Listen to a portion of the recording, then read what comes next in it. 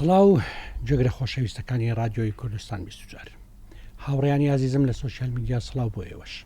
خۆشحاڵم لە ئەڵلقەیەکی دیکەی زمانێمە لەگەڵ هەردوو هاوکاری زۆر خۆشەویستم دلێر سەلیم و سەرکار حوسێن لەگەڵ ئێوەی خۆشەویست پێگەیشتینەوە ئەمجارە لە زمانێمەدا باسی زمانی کوردی دەکەین لە سنووری ئەو پاژە کوردستانەی کەوتۆتە سەر وڵاتی ئێرانەوە کە بە کوردستانی ڕۆژهەڵات یان بە ڕۆژهەڵاتی کوردستان ناو دەبرێ. زمانی کوردی لەوێ چۆنە دۆخەکەی چۆنە ئێستا و مێژووی زمانی کوردی لە سەدەی ڕابردوودا چۆن هاتووە و چۆن ملەی لەگەڵ کراوە. بۆ گفتوگۆکردن لەسەر ئەو بابەتە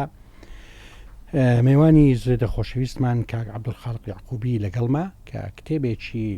دکتۆر جەعفەر شێخولیسلامی کردۆتە کوردی باس لە زمانی کوردی دەکا لە وڵاتی ئێران. لە ناوەڕۆکی ئەو کتێبە و لە تێگەیشتنی ئەو لە ڕووداوەکانی ئێستاش لە بۆ زمانی کوردی هەوڵەدەین شتێک هەڵکڕێنین و لەو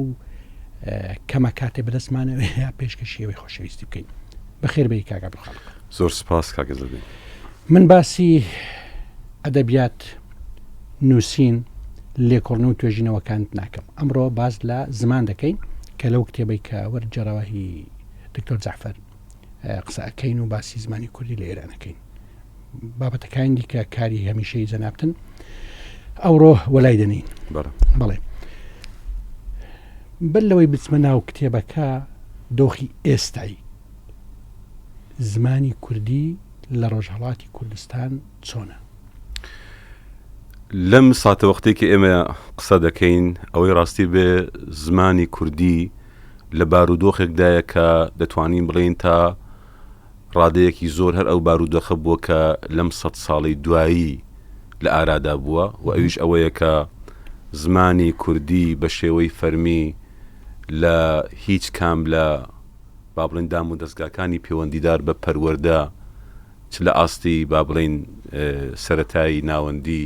زانکۆکان ناخوێندرێ بە شێوەی ڕەسمی و فەرمی لە یاسای بنەڕەتی ئەم وڵاتەدا تا ئێستاش دان بۆ دانەنراوە کە پێویستە زمانی کوردی وەکو ئامێرێکی خوێندن لە قوتابخانەکان بەکار بێت واتە تا ئێستاش لە ئێران خوێندن بە زمانی کوردیمان نییە. بربەستەکان بۆ ئەوەی کە ئەو زمانە لە هەموو ئاستەکاندا گەشە بکات زۆرن. ئەو بربەستانە بربەستی ڕاستەوخۆ و ناڕاستەوخۆن چ ئەوانەی کە بە ئەنقەس دروست دەکرێن چ ئەوانەی کە بۆ خۆی لەبەر بارودۆخی مەوجوددا هەیە. بەڵام لە هەمان کاتیشدا ئەگەر ئەوە لایەنە نەرەیەکان بێ لایەنە ئەرەیەکان ئەوەیە کە لەبەر ئەوەی کۆمەڵی مەدەنی ڕۆژهەڵاتی کوردستان گەشەی کردووە لەبەر ئەوەی کە ئێستا نەوەیەکمان هەیە لە ڕۆژهەڵاتی کوردستان کە زۆربیان زانکۆیان دیتووە کە زۆربیان ئەزمموی خوێندنی زانکۆ باشەکانی ئێرانیان هەیە وشیاری کولتوری کە دیارە خۆی ئەنجامی وشیاری سیاسیە لە نێو ئەو نەوەیەدا زۆرە بۆیە خۆیان ڕاستەوخۆ خەمخۆری زمانی کوردین بە چالاکی و بە نووسین و بە وەرجێڕان و بە دامەزراندنی ناوەندی فێرکاری بۆ زمانی کوردی با بڵێن هەوڵ دەدەن کە ئەو زمانەی کە وەک باسم کرد بە خوێندن ئیمکانی بۆی نییە چ لەباری یاسایی چ لەباری کردەوەی بە شێوەیەک کاری بۆ بکەن و لە هەمان کاتیشدا لەم ساڵانەی دواییدا ئاماژەوە بۆ بکەم کە لەلایەن کەرتی حکومیەوە ڕێگا دراوە کە بەشێک بە ناوی زمان و ئەدەبی کوردی لە زانستگەی سنە لە بابڕین ناوەندی پارێزگای کوردستان بکرێتەوە کە تا ئێستا لە 2016 تقریبان توانیوەتی پێم وایە 2 خول دەرچووی ئەو بەشە پێشکەش بە کۆمەڵی کوردی بکات. بەڵام ئەوەی کە دیسان ئەو بەشە خۆی ببێتە سەرچاوەیەک بۆی کە لەباری فەرمی و کەرتی حکوومەت ڕێگا بدا کە لە کەرتەکانی دیکەدا لە کەرتی پەروەردەی گشتی بە زمانی کوردی بخوێندرێ ئەو ئیمکانە تا ئێستا نەبووە. بەڵێ کە لە پەروەردەدا زمانی کوردی نەخراوەتە نێو پرۆگرامی خوێندنەوە و لە هەمان کاتدا بە فەرمی دانی پێدانەنراوە بەڵام وەکوودی بربەستێکی دروست نەکردووە بۆ چاند و شڕۆڤەی ئەدەبی و هەموو چالاکی تەنان فستیڤاڵاتی ئەدەبی هەیە چاپکراوی کوردی هەیە کە ڕێی لەوە نەگرتووە و لەولاش دانی پێدانانێ بە شێوەیەکی فەرمی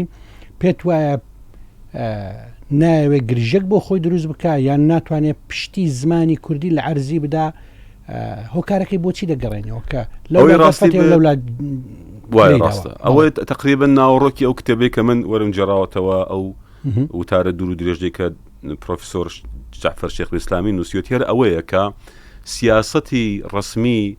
حکوومەتە ناوەندیەکانی ئێران هەر لە سەردەمی ڕەزاخانەوە تا ئێستا کە لە کۆماری ئیسلامی داین ئەوەیە کە جۆرێک لە چاوەدێریکردنی سنووردار هەبێت بۆ زمانی کوردی کە لە لایەکەوە ڕێگا نەدا ئەو زمانە ببێتە زمانی فەرمی خوێندن کە دیارە ئەگەر زمانی کوردی ببێتە زمانی فەرمی خوێندن دەبێت نەتەوەکانی دیکەی ئێرانیش کە نەتەوەی با بڵین مرکزی نین ئەوانش ئەو مافیان پێ بدرێت و لەلایەکی دیکە وەک جەنابیشت باست کرد خۆی زمانی کوردی خاوەنی ڕەگوڕیشەیەکی زۆر بەهێزە و لە هەمان کاتیشدا زمانی ئێستا لانیکەم 11 میلیۆن بۆ 12 میلیۆن کەسە لە ڕۆژهەڵاتی کوردستان و ئەوە وەکو مافی مرۆ مافی ئینسانی مافی خۆیانەکە بۆ زمانە بخێنن بەڵام لە ڕاستیدا تا ئێستا وەک چۆن لە ئەسلی پازدەی یاسای بنەڕەتی ئێراندا هاتووە تەنها بە شێوەیەکی ناڕاستە و خۆ ئاماژە بەوە کراوە کە زمانە نافارسیەکان ڕێگەیان پێدەدرێ لە نێو قوتابخانەکاندا وەکو یارمەتی دەر هەندێک بابەتی ئەدەبی و فکری پێ بخوێندرێ بەڵام ئەوەی کە خۆی زمانی کوردی ببێتە زمانی خوێندن و هەموو مادەکانی خوێندن بە زمانی کوردی بخوێندرێ و بۆ ئەوە تۆ مامۆستای زمانی کوردی و مامۆستای وانەکانی دیکەت هەبێ بە زمانی کوردی ئەوە نە لە یاسای بنەڕەتیدا بە شێوەی ڕاستەوخۆ ئاماژەی پێکراوە و نە لە کردار و هەڵسوکەوتی حکوومەت ئەوە دەردەکەوێت کە لە ڕاستیدا ڕێگا بدات بەو شێوەیە زمانی کوردی پەرەی پێ بدرێ و بێت بە زمانی خوێندنی ئەو منداڵی کە هەر لە 6 ساڵ دەچێتە نێو قوتابخانە و مافی خۆیەتی بە زمانی زگماکی خۆی بخوێنێ و هەڵبەت مافی خۆشێتی دواتر بە زمانی فارسی و بە زمانی ئینگلیزی شەر بخوێنێت و فێر بێت بەڵام حالی حاضر لە بەڕاستی ڕۆژهەڵاتی کوردستاندا ئێمە ئاسۆیەکی ڕوون نابینین بۆ ئەوەی کە حکوومەت ئامادە بێ زمانی کوردی بکە بە زمانی خوێندن. باشە لە ئێراندا خۆ پێش کورد ینی پێش کورد مەبەستم لە ڕووی مێژوونە لە ڕووی قەبارەوە ئازەری هەن وانە ژمارەیان زیاترە ئاخێوەرانی ئەو زمانە دوای ئەو بلوچی دێن وەنیێز عەرەبە بەلوچە بەڵام ئەوە مەبەستم ئەو دووە لە پێش ژمارەیان لە کورد زیاترە ئاخێوەرانی وایە دواتر زۆری دینە ئەو چۆن مامەڵە لەگەر ئەو نەتەوانە دەکا پێی وایە ئەوانە زار و بنزارن دەیان خاتە پاڵ زمانی فارسی وا مامەڵیان لەگەڵ دەکا یان وەکوونەتەوەیان دەیان بینێ و بربەستیان بۆ دادنێ ئەوەی ڕاستی بە هەمان مامەڵیان لەگەڵ دەکات کە لەگەڵ زمانی کوردی دەکردرێ یعنی ئێستا ئێمە لە ئێران لە تەواوی ناوەندەکانی خوێندن زمانی خوێندن فارسیە بۆ کورد لەوان زیاتر ملە دەکا بۆ ینی ئازادبوونی زمان ئازادبوونی نەتەوەیی پەیوەندی بەم بابەتەوە هەیە 100% پەیوەندی هەیە ئەوانی دی پێویستیان بەوەی نییە دەوڵەتێکی سەر بەخۆیانە بەیان ئازاد بن ئەوانیش پێویستیان بەوە هەیە بەڵام ئەوەی ڕاستی بێت من پێم وایە ئەو ڕەگ و ڕیشە مێژوویە کە لە وشیاری کووردا هەیە ئەوەی کە تۆ بۆ نمونە پێشینەیەکت هەیە کە کۆمارێکت بۆ ئەو کۆمارە تەسیری لەسەر زەینیەتی لانیکەم 4-5 نەوەی دوای خۆی داناوە لە ڕاستیدا وای کردووە کە کورد زیاتر داواکار بوو بۆ ئەو مافەی خۆی و لە کاتێکشدا کە ئەو مافەی تا ئێستا پێ نەدراوە یا نەیتوانی وەری بگرێت هەوڵی داوە بۆ ئەوەی کە لانیکەم بە شێوەی نافەرمی ئەو زمانی خۆی بپارێزێ و لە ڕاستیشدا من پێم وایە ڕۆژهەڵاتی کوردستان ئێستا بە نیسبەت زمانی کوردی لە قۆناغێکی زۆر سەختی بەرخۆداندایە بۆی کە ئەو زمانە نەفەوتێ و من بۆ خۆم وەکو چالاکیەکی ئەدەبی کولتوری لە ڕاستیدا گەشببینم کە تقریبان ئەو قۆناغەمان تێپەڕاندووە لە ڕۆژهەڵاتی کوردستان کە ئیتر زمانی کوردی بفەوتێ بەتایبەت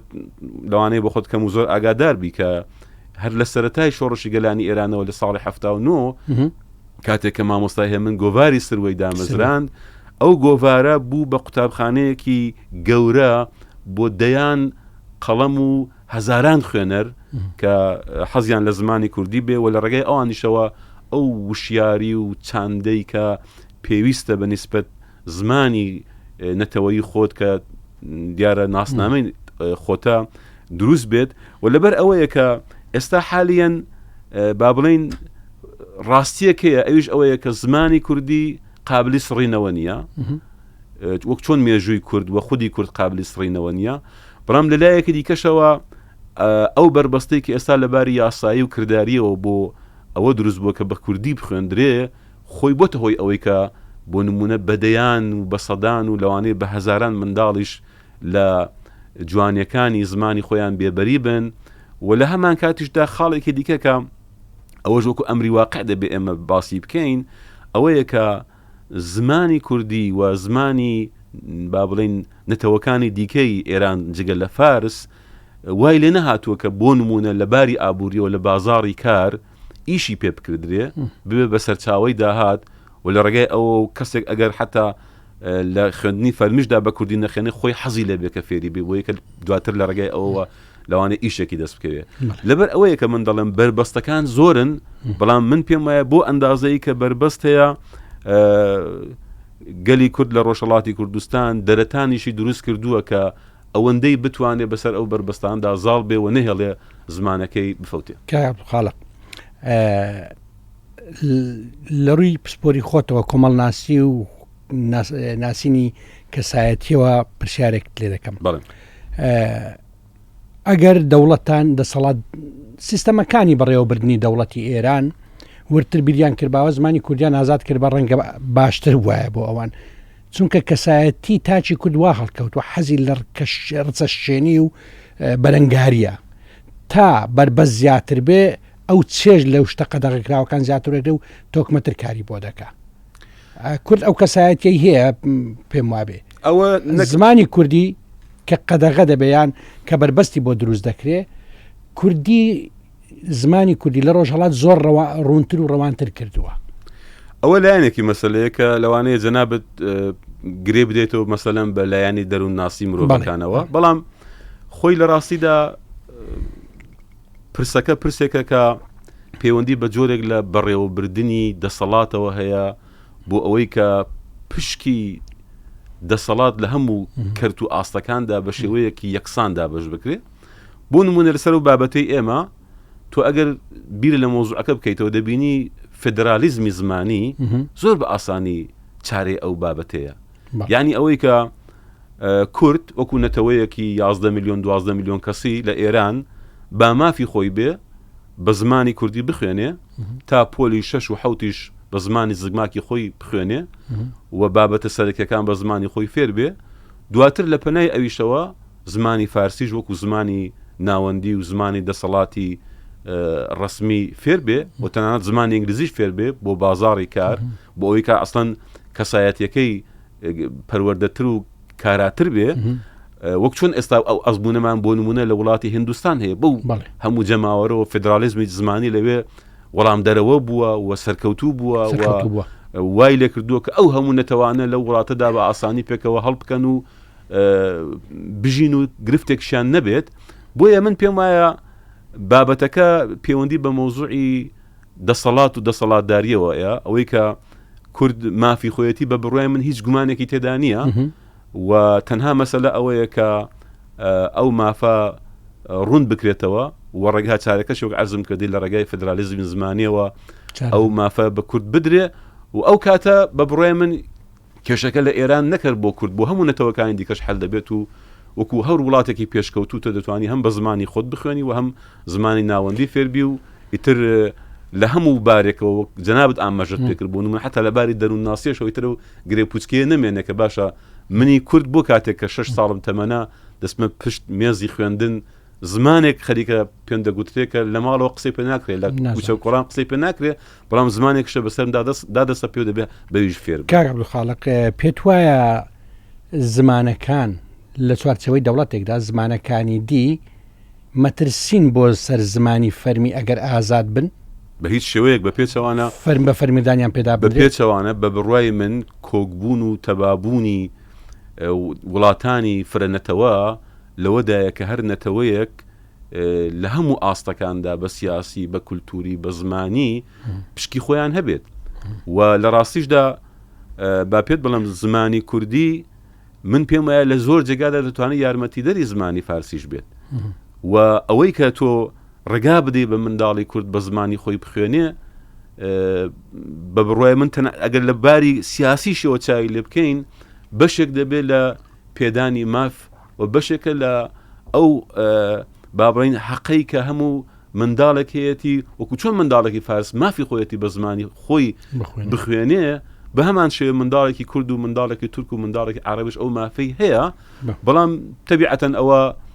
دەسەڵاتدارەکە دیارە وای بینیوە کە پێی وایە فێربوونی زمانی کوردی یا خوێندن بە زمانی کوردی دوجار دەبێتە هەڕەشەیەک لەسەر مافی زمانی ئەو یاتەنان مافی سیاسی ئەو کە بە بڕێ من بە هیچ شێوەیە گوانیە و ئەزمموی وڵاتانی پێشکەوتوو تۆ بڕۆ لە کەنەدا چاو لێ بکە زمانی فەڕەنسە و زمانی ئینگلیزی لە دوودانە با بڕین ئەیالەتی جیاواز دەخوێندرێ و پێکەوە ژیانێکی زۆر ئاشتی خوازانەیەش هەیە کارێکیان کردووە کە ئەو وڵاتە هەمە ڕەنگتر و هەمە دەنگتر و تەنانەت پێکەوە ژیان ئاشتی خوازانەتر بێ یعنی مەبەستم وایە تەنانەت ئەگەر تۆ ڕێگا بدەیت کە نەتەوەکانی وڵاتێک بە زمانی خۆیان بخوێنن ئاشتی و تەبایش بۆ ئەو وڵاتە زیاتر دەبێت ئەگە بەراوردی بکەی ئەو نەتەوانەی کە زمان ئازادە جیا لە زمانە فەرمیەکە لەگەڵ ئەو وڵاتانەی دی کە ئەزمموی ئەویان هەیە زمانەکانی دی قەدەغە دەکەن یان بربەستی بۆ دروستەکەن سیستەمی ژیانیان زۆر جیاوازە بەراو بە بەراوردکردن ئەویان ئازادتر ئاسوودەتر دەژن باسی سوودوەرگرتنی زمانی فەرمیت کرد لە وڵاتی ئێران لە زمانەکانی دیکە پێم وایە ئەو سوودەی وەرگرتووە فارسی زمانی فارسی لە کوردی لەوان کەش لە عەرەبیش بەهۆی ئاینەوە توانیوەتی سوودی باشیان لێوەربگریت لەگەڵ ئەوەی کە قەدەغەشی کردوون بە بێگومان یعنی مەسەلەکە وای لە تۆکە ئێستا پەیوەندەکە بۆتە یەکلایەنە یعنی لەوانەیە پسپۆرێکی زمانی فارسی بە مافی خۆی بزانێت کە بۆ نمونە شتێک لە کوردی وەربگرێ بەڵام ئەو ئیمکاناتە نەدا بە کوردێک کە بێت لەسەرەوە ئاستە کار بکات من ئەو شتێکی ئێستا وەکو واقع دەیبینم ئەوەیە کە لە ڕۆژهەڵاتی کوردستان وەکو گەل وەکو نەتەوە وەکو خەڵک تقریبا ئەو قەناعەتە دروست بووە کە زمانی کوردی پێویستە گرنگی پێ بدرێت و شێوەی خوێندنش گرنگی پێ بدرێت یعنی ئەگەر ئێمە 30 ساڵ لەوە پێش بۆ نمونە پێمان وا بوو کە دەبێت تەنها لە ڕێگەی ئەدەبیات و وەرجێڕانەوە بۆ نمونە خزمەت بە زمانی کوردی بکەین ئێستا ئەو وشیاریە قوڵترە دروست بووە کە دەبێت لە ڕێگای خوێندن بە زمانی کوردیەوە خزمەتی زمانی کوردی بکەیت و هەر ئەوە شەکەوای کردو بۆ نمونە ئێستا تەنانەت لە دوو پارێزگای وەکو کرماشان و ئیلامیش تەنانەت ناوەندی فێربوونی زمانی کوردی دروست بێ و خەڵک حەز بکەن کە بچن ڕێنووسی کوردی و ڕێزمانی کوردی فێر بن و تەنانەت وای لێ هاتووە کە بۆ زاراوەکانی خۆشیان وەکو لەکی و کەلهۆڕی خەم لە داهێنانی جۆرێک لە ڕێنووس بخۆن بۆیە من پێم وایە ئەو بربەست دروستکردنە لەباری یاساییەوە لە ڕاستیدا بە هیچ شێوەیەک چارەی ئەوە ناکا کە ئێمە بڵین ئەمە خزمەتکردنێکە بە زمانی ناوەندی زمانی فارسی هیچ پێویستی بەوە نییە کە حتمما بۆ نمونە کوردی یا تورکی یا عەرەبی لە خزمەتدا بێت بۆ خۆی زمانێکی ڕێگوڕیشەدارە ئەوە زیاتر لە 1000 ساڵشە دەسەڵاتی سیاسی هەیە بەڵام من پێم وایە ئەگەر ئەو ڕێگەیە بدرێ بە زمانی نەتەوەکانی دیکە کە بە زمانی خۆیان بخوێنن وڵات لەباری کولتوری لەباری کۆمەڵایەتی و تەنانەت لەباری وشیاری سیاسیشەوە ینی وشیارتر دەبێت و تێگەیشتوتر دەبێت و ڕۆحی لێبوردەیی و پێکەوە ژیان زیاتر دەبێت و ئەو کات لەوانەیە ناوەندی دەسەڵاتی سیاسی لە ئێرانیش یعنی حەز بە ئاسوودەیەکی زیاتر بکە کە بەداخەوە ئەو تێڕوانینە ئێستا لەلایەن دەسەڵاتەوە نییە و بۆیە ئەو بربەستانش دروست بووە بۆ زمانی کوردی بەڵێ ئەگەر بەراوردێک لە نێوان سەردەمی پادشایەتی ئێران و سەردەمی کۆماری بکەین هەمان سیستەم و هەمان ئایدیان هەبووە بۆ مامەڵەکردن لەگەڵ زمانە نافەرمیەکان ئەو کتێبێک کە جەنابەت باسی کردوون وەرم جێراوەتەوە و کاک دکتۆر جەعفەر نووسیوەتی تێز و بیرۆکەی سەرەکیەکەی لەو قسەیە کە جەنابەت ئێستا باسی دەکەی کە خۆی سیستەمی پاشایەتی و سیستەمی کۆمەرایەتی وەکو کۆماری وەکو با بڵین ئایدۆلۆجیای سیاسی بەڕواڵەت دوو ئایدۆلۆجیای زۆر لێک دوورن بەڵام بەنیسبەت سیاسەتیان لە هەمبەر زمانی کوردی و زمانە نافارسیەکان تا ڕادەیەکی زۆر وەکو یەک وابوون. هەڵبەتە وەک تۆ لە سەرەتای بەرنامەکەشدا ئاماژت پێکرد لە سەردەمی کۆماریدا دوای ساڵی 79 لە یاسای بنەڕەتیدا ئاماژەی ناڕاستەوە خۆ کراوە بە ئەوەی کە دان بنرێ بە زمانە نافارسیەکان بەڵام بە هیچ شێوەیەک ڕێگا پێدراو نەبوو کە تا ئێستا تەنانەت بیرۆکەی ئەوەی کە بخوێن بە زمانی کوردیەوەیە بە زمانی نافارسی لە قوتابخانەکان بخوێندرێ ئەم بیرۆکەی تا یاسا نهاتۆتە ئاراوە و ڕێگاشیان پێ نەداوە و ئەو ناوەندە فێرکارانش کە ئێستا هەیە 100% خودی خەڵکو بە شێوەی خۆبەخشانە هی جەماوەری خەڵکی ڕۆژهەڵاتی کوردستان بووە و لەلایەن کەرتی حکومیەوە نەک هەر هاوکاریان نەکراوە بگرێت لە هەندێک شوێندا بەڕاستی لەوانەیە بربەستیشان بۆ دروست بوو بێ کەواتە سیاسەتەکە زۆر نەگۆڕاوە با بڵین کاکڵەکەی و ناوەڕۆکەکەی و بنەڕەتەکەی تقریبەن وەکو یەک ماوەتەوە و هەر ئەوەی کە تۆ گەلێکی 11 میلیۆنیت مافی خوێندن بە زمانی زگماکە لێ بە بەش کردووە ئەو بخۆی هەر ئەو شتە بووە کە لە سەردەمی پاشایەتیش هەبووە بەڵام سەردەمی پاشایەتی هەندێک با بڵین قورستر بووە بڕیارەکان بە نسبەت زمانی کوردی ئێستا تا ڕادەیەک وەک جەنابت باست کرد لانی کەم ڕێگا بەوە دەدرێ هەندێک چالاکی کولتوری و فەرهەنگی بە شێوەی گشتی بکردێ. لەو مێژوە دوور و درێژەی بربەز دروستکردن و پاکتاوکردنی زمانە نافەرمیەکان بە تایبەتیش کوردی نەیانتوانیوە ئامانج بپێکن یعنی زمانەکان بتوێننەوە لە نێو زمانی فەرمی ئەو وڵاتەدا نەیانتوانیوە کەواتە بۆ ئەو ئایدۆلۆژیایە ناگۆڕێ لای ئەو دەسەڵاتدارە کە مەبدەئی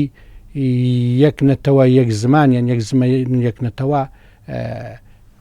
ئاراستەکەی بە شێوەیەکی دی ناگۆڕن کە لە بەرژەوەندی هەموو لایەن و تاکانی ئەو دەوڵەتەدا بێ. ئەوە زەحمەتە من بتوانم وەڵامی بدەمەوە چونکە وەڵامی ئەمە بەڕاستی دەبێت بگەڕێتەوە بۆ زێنیەتی ئەو کەسێک کە ئەو بڕیارەی داوە بەڵام من خۆم پێم وایە کە پاوانخوازی لە هەموو ڕەهەند و لایەنێکەوە ناتوانێت وەڵام دەرەوە بێت و لە ڕاستیدا وەک باسم کرد ڕۆژهەڵاتی کوردستان ئێستا بۆتە مەکۆی ئەو کەسانەی کە حەزیان لە زمانی خۆیانە حەزیان لە زمانی زگماکە هەموو چارێکەکان بۆ ئاراستەیە دەڕوا کە زمانی کوردی نەک هەر نەفەوتاوە بەڵکو لە گەشەکردندایە و بە بڕای من ئەمە پێویستی بەوەیە کە زەینیەتێکی با بڵین دروست بە نیسبەت دابەشکردنی هێز و دەسەڵات جاو هێزە بە ئێمە لێرە ئێستا باسی هێزی نەرم دەکەین کە بریتی بێ لە معریفە و لە زمان و لە کولتور و لە فەرهەنگ بۆ ئەوەی کە هەموو نەتەوەکان مافی خۆیانەکە گەشە بەو شتە بدەن کە بەشێک لە ناسنامەی نەتەوەی ئەوانە کورد ئێستا لە کوردستانی ئێران بتێ و نەتەوێ لە چوارچێوەی سنوورێکدایە کە ناوی ئێرانە بەڵام لە هەمان کاتیشدا کووردە فارز نییە تورک نییە عەرەب نییە کەواتە مافی خۆیەتی بەو زمانی کە لە دایکیەوە بێبیسێ لە باوکەوە دەبیسێ گەشە بکە و لەو کتێبەدا باسی ئەوە کراوە کە قازانجەکانی خوێندن بە زمانی زگماک ئەوەندە زۆرە کە وەک جەنابت باسی دەکرد لەوانەیە گەر ئەو دەسەڵاتدارە ڕێگا بەخۆی بدا کە منداڵی خۆی و منداڵی نەتەوەیەکی دیکە وەکو یەک ببینێ ئەو کاتە ئەو مافە بدا بە منداڵ نەتەوەکانی دیکەش کە هەمان گەشەکردن و هەمان تێگەیشتن و هەمان بڕە معریفە لە زمانی زگماکی خۆی وەربگرێت. زۆر بە کورتی ئەگەر وەڵام دێەوە کاتمان تەواوە بەس حەزم لێ ئەو پرسیارە بکەم ئەدیبان و ڕۆشنبیران لە قۆناغی لەو قۆناغە هەستیارەدا سەردەمی شاو قۆناغی کۆماری کوردستان لە مەهاباد چی دەژێڕنەوە لەبارەی گەشەی زمان و کۆمەککردن بە زمانی کوردی؟ ئەوەی ڕاستی بێ زۆر کورت پێم وایە ئەوان دەوری سەرکردیان جێڕاوە نمونە هەرە دیارەکانی مامۆستا هەژار بووە زەبیحی بووە مامۆستا هێمن بووە شاعرانی با بڵین کلاسیکی سەردەمی کۆمار بووە و ئێستاش بەدەیان قەڵم و نووسەر کە لە ڕێگای نووسین بە زمانی کوردیەوە وایان کردووە کە ئەو زمانە وشەکانی ڕستەکانی نەفەوتێ و خەڵک حەزی لێ بکەن وشاری ئەویان هەبێت کە زمانێکەیە بە ناوی زمانی کوردی کە مافی ڕەوای خۆیانە پێی بخوێن و پێی فێربن و شانازیشی پێوە بکەن. سپاس دەکەم خەڵک دیسان بەخێر بێ. هەر بژیت زۆر سپاس. خۆشەویستان، زمان ئێمە ئەم جارش کاتەکەی کۆتایی هات. ڕێز و خۆشەویستی عەزەدین و سەرکار و دلێر بۆیەوە ئەمێدەوارم ساغ و تەندروست بن تا بەیەک دەگەینەوە. سپاردەی خوا بن.